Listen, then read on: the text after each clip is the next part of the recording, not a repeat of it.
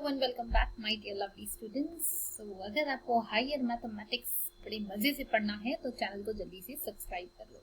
हम पढ़ रहे हैं बच्चों लाप्लास ट्रांसफॉर्म वाला चैप्टर। ठीक है, अब इससे पहले हमने काफी सारे टॉपिक्स पढ़ लिए हैं। जिन्होंने नहीं देखे हैं पहले के वीडियोस वो जाकर प्लेलिस्ट में चेकआउट कर सकते हैं। आज हम पढ़ने वाले हैं change of scale property. Again ये जो प्रॉपर्टी है इसको एग्जाम में भी पूछा जाता है फॉर प्रूफ। ठीक है, 1-2 मार्क्स के लिए आ सकती है ये। एट द सेम टाइम इसका जो एप्लीकेशन है एग्जाम्पल्स में वो बहुत ज्यादा इंपॉर्टेंट है, तो हम वो भी पढ़ने वाले हैं आज। फिलहाल हम पहले स्टार्ट करेंगे इसके प्रूफ से। Now what is change of scale property? ये क्या बोलती है कि अगर मेरी स्केल चेंज हो जाती है, दैट मींस अगर मैंने t को किसी नंबर से मल्टीप्लाई किया, राइट, तो t की वैल्यू चेंज हो जाएगी, इसकी स्केल चेंज हो जाएगी। In that case how can I analyse the Laplace transform directly? मतलब अगर मुझे f ऑफ t का, इसका मतलब समझ लेते हैं प्रॉपर्टी क्या बोलती है। अगर मुझे f ऑफ t का लैप्लास ट्रांसफॉर्म ऑलरेडी पता है, ठीक है, एंड मुझे निकालना है f ऑफ at का लैप्लास ट्रांसफॉर्म। अगर मुझे Laplace transform of f of t किसी t के फंक्शन का ऑलरेडी लैप्लास ट्रांसफॉर्म पता है और निकालना है कि अगर उस t को मैंने मल्टीप्लाई किया किसी नंबर से, सपोज f ऑफ t को मल्टीप्लाई कर दिया 3 से, तो अगर मुझे f ऑफ 3t का निकालना है तो for that I do not need to apply the formula again. मुझे फिर से उसका इंटीग्रेशन लेने की जरूरत नहीं है। I can directly right using the change of scale property. ये क्या बोलती है कि इसका फॉर्मूला कैसे बन जाएगा? जो मेरा f ऑफ s है उसमें मुझे सिर्फ s को रिप्लेस करना है s अपॉन a से। यहाँ जो भी s होगा इसमें उसको रिप्लेस कर देंगे s बाय a से। अब ये a क्या है? तो a इज दैट नंबर जिससे मैंने t को मल्टीप्लाई किया था, and at the same time उसी a से मुझे बाहर डिवाइड भी करना है। बाहर मतलब इस फंक्शन f के बाहर, अंदर नहीं होगा, right. So let us try to prove this. अब प्रूफ करना है मतलब जो हमें निकालना है एक्चुअल में उसी से हम स्टार्ट करेंगे। क्या निकालना है हमें निकालना है Laplace transform of f of at।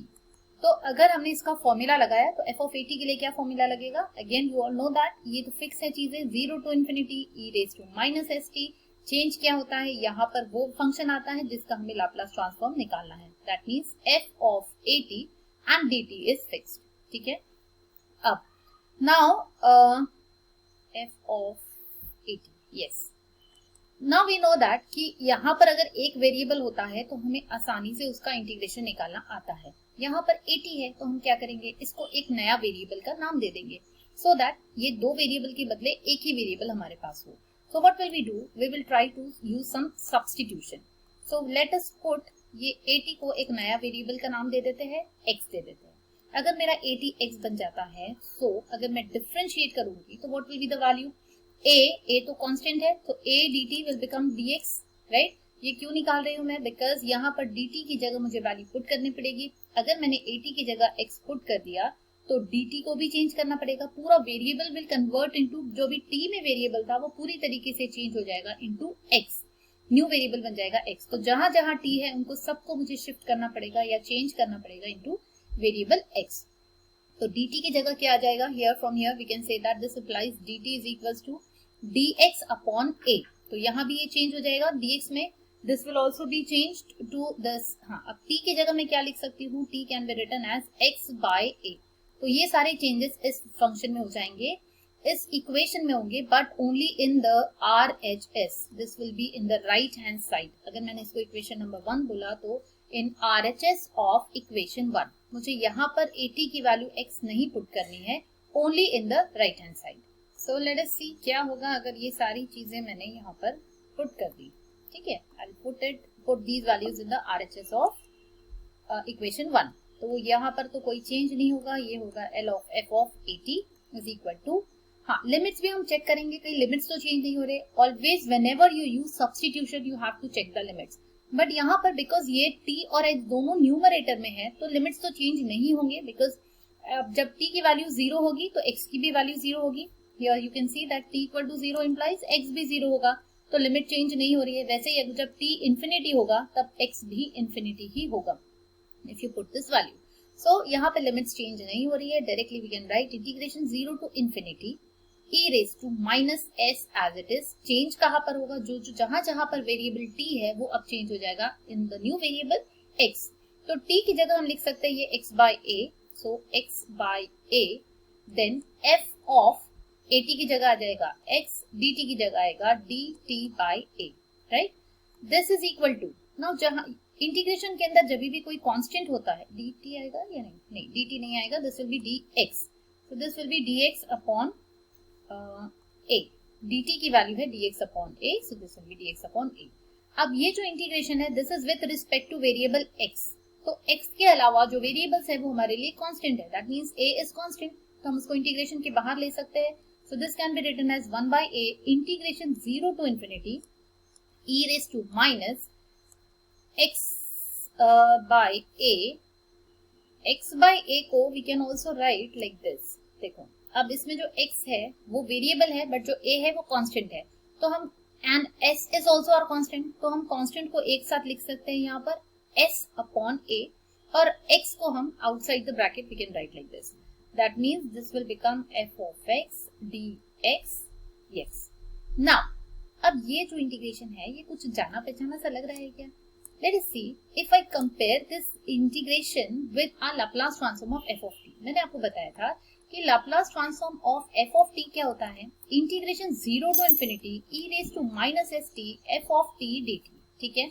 यही चीज अगर मैं आपको बोलूं कि मुझे बताओ what is Laplace transform of f of x, f of x हो जाएगा तो सिर्फ वेरिएबल जो t था वो x हो जाएगा, that means it will be integration 0 to infinity e raised to minus st, sorry t नहीं आएगा, e raised to minus sx f of x dx, because यहाँ t था तो हर जगह t आता था, जब x की बात होगी तो x आएगा। Now if you compare this with this, क्या दिख रहा है आपको, only in place of this ये चेंज हो रहा है, बाकी चीजें सेम है, राइट। सो जब ऐसा होता है तो हम लिखते हैं f of x, f of s, ठीक है, बिकॉज जो भी x और माइनस के बीच में वेरिएबल होता है वही बनता है f का फंक्शन हम उस फॉर्म में लिखते हैं f of s। अब यहाँ पर हमें बाकी सारी चीजें सेम दिख रही है, सिर्फ ये चेंज है, तो ये किसका फंक्शन लिख सकते हैं हम, can I write this as f of s by a, not minus, ये माइनस और x के बीच में जो भी कुछ होता है उसी को हम f के फॉर्म में लिखते हैं। I can write this as f of minus as f of s by a, right. तो ऑलरेडी हमारे पास में 1 by a है और ये पूरे इंटीग्रेशन की value f of s by a अगर बन जाती है तो what will be my answer? My answer will become 1 by a f of s by a। किसकी वैल्यू है, हम क्या निकाल रहे हैं यहाँ पर, this is the value of Laplace transform of f of at। That means what did we get? We get Laplace transform of f of at equal to 1 by a f of s by a। और यही proof करना था क्या, एक बार check कर लेते हैं क्या प्रूफ करना था हमें। yes, we had to prove that Laplace transform of f of at is equal to 1 by a f of s by a, right? So this is the proof। इसमें आपको क्या चीज याद रखनी है, इस स्टेप पर अच्छे से स्टार मार्क कर लेना, बिकॉज अगर आपको एग्जाम में ये पहली ही स्टेप याद नहीं आई तो आप आगे का प्रूफ नहीं कर पाओगे।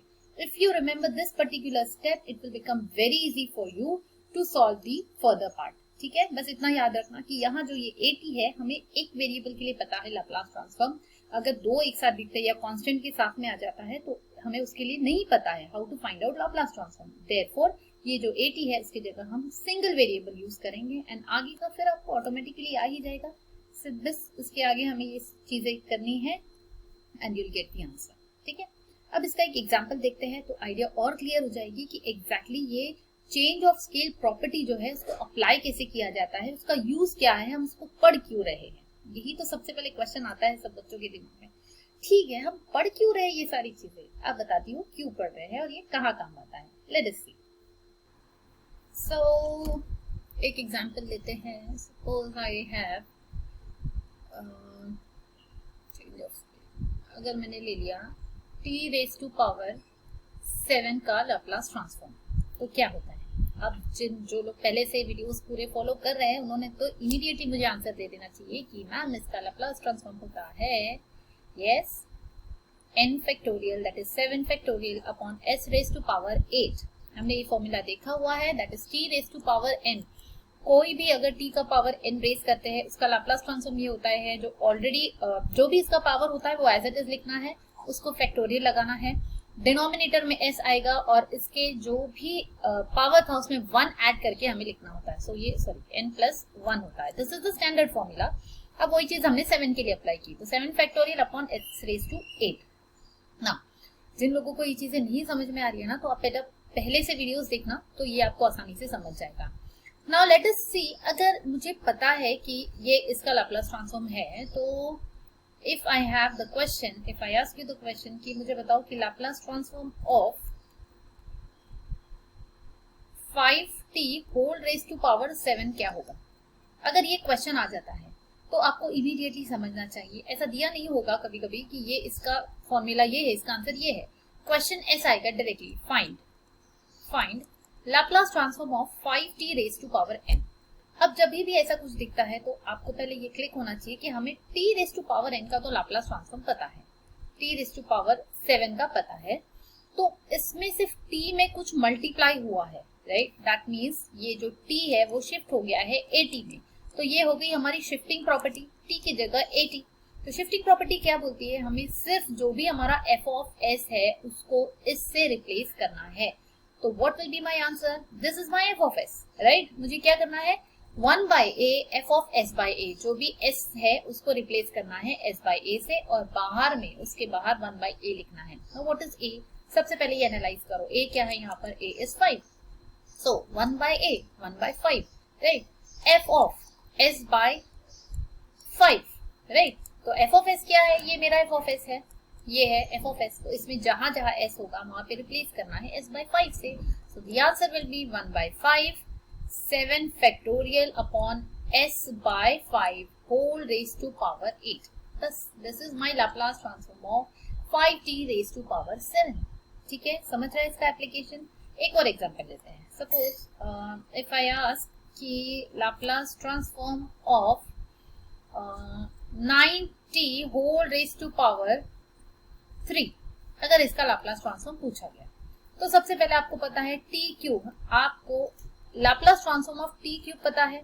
Yes, what is it, immediately you can say ma'am 3 factorial upon s raise to power 4, right. अगर ये पता है तो इसमें ये है हमारा f ऑफ s.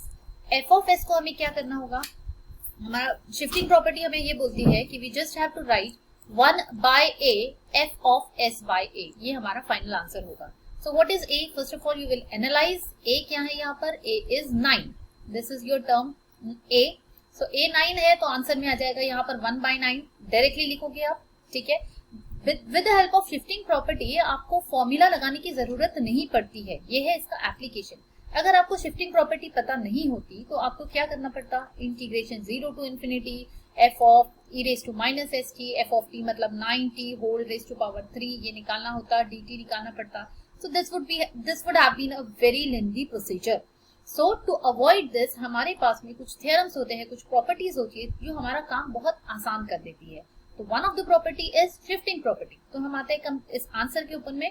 यहाँ पे हमने लिखा 1/9 f of s by 9. अगर डायरेक्टली नहीं आता है तो नो प्रॉब्लम, आप पहले f of s by 9 लिखो, उसके बाद आप लिख सकते हो इसकी वैल्यू, दैट इज जो भी f of s था. What is f of s, this is your f of s. तो उसमें s की जगह s by 9 लिखना है and that will be your answer. That means 3 factorial as it is रहेगा upon s by 9 whole raise to power 4. This is your answer. अब ज्यादा से ज्यादा आप यहाँ पर फैक्टोरियल को सॉल्व कर सकते हो, बिकॉज यहाँ पे ये टर्म कैंसिल हो सकती है. So you can write this 3 factorial क्या होता है, 3 into 2 into 1 upon 9 and then s by 9 whole raise to power 4. So ये कैंसिल हो जाएगा 3. So final answer can be written as 2/3 into 1 upon s by 9 whole raised to power 4. So this is your answer. ठीक है. So this is all about change of scale property. अब हम आगे next topic में बहुत important topic करने वाले हैं, जिसमें डेरिवेटिव वाला टॉपिक करेंगे, जिसमें अभी तक के हमने जो कुछ भी पढ़ा हुआ है वो सब कुछ काम आएगा. ठीक है. So before starting the next topic, I would request you all to go through all the previous videos. सब कुछ अच्छे से समझ लो ताकि आपको नेक्स्ट वाला जो टॉपिक है वो बहुत इजी लगे. सो मिलते हैं नेक्स्ट वीडियो में. अगर ये वीडियो पसंद आया होगा, ये सीरीज आपको पसंद आ रही होगी, तो मुझे कमेंट करके जरूर बताना, वीडियो को लाइक कर देना और अपने फ्रेंड्स के साथ में शेयर जरूर कर देना. मिलते हैं नेक्स्ट वीडियो में. Till then bye bye, keep studying.